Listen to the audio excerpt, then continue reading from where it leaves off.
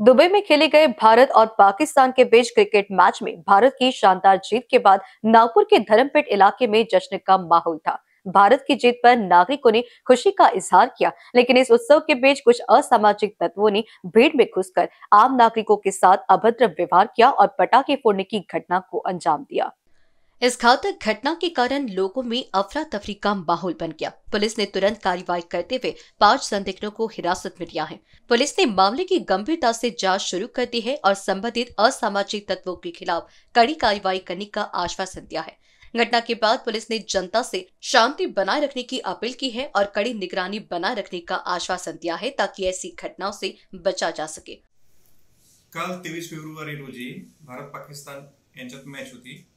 त्याच्यात भारत विजयी झाल्यानंतर नागपूरमधील लक्ष्मी भुवन चौक अंबाझरी पोलीस स्टेशन हद्दीत तिथे बराचसा उत्साही कार्यकर्ते असतात, त्यांचा जमाव जमतो आणि ते आतिषबाजी वगैरे करतात, जल्लोष साजरा करतात। त्या ठिकाणी जवळपास 5000 ते 6000 कार्यकर्ते जमा झालेले होते। त्यावेळी ते फटाके फोडत होते, तसेच फटाके लोकांच्या अंगावर फेकत होते, जमा झालेल्या लोकांच्या अंगावर। त्याच्यामुळे तिथं चेंगराचेंगरी होऊ शकली असती।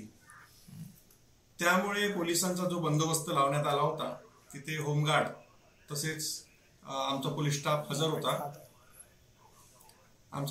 हजर होता।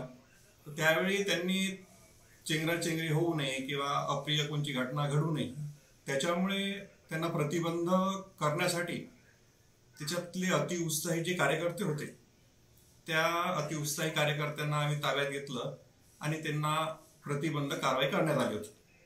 तर याच्या व्यतिरिक्त आमची काही कारवाई करण्यात आलेली नव्हती आणि जी कारवाई केली होती त्याच्यानंतर त्यांना सोडून देण्यात आलं। त्यावेळी एकूण आम्ही 5 अतिउत्साही कार्यकर्ते ताब्यात घेतले होते।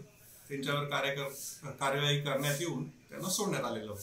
कैमरा पर्सन अखिलेश भारद्वाज के साथ निशा पंजवानी की रिपोर्ट।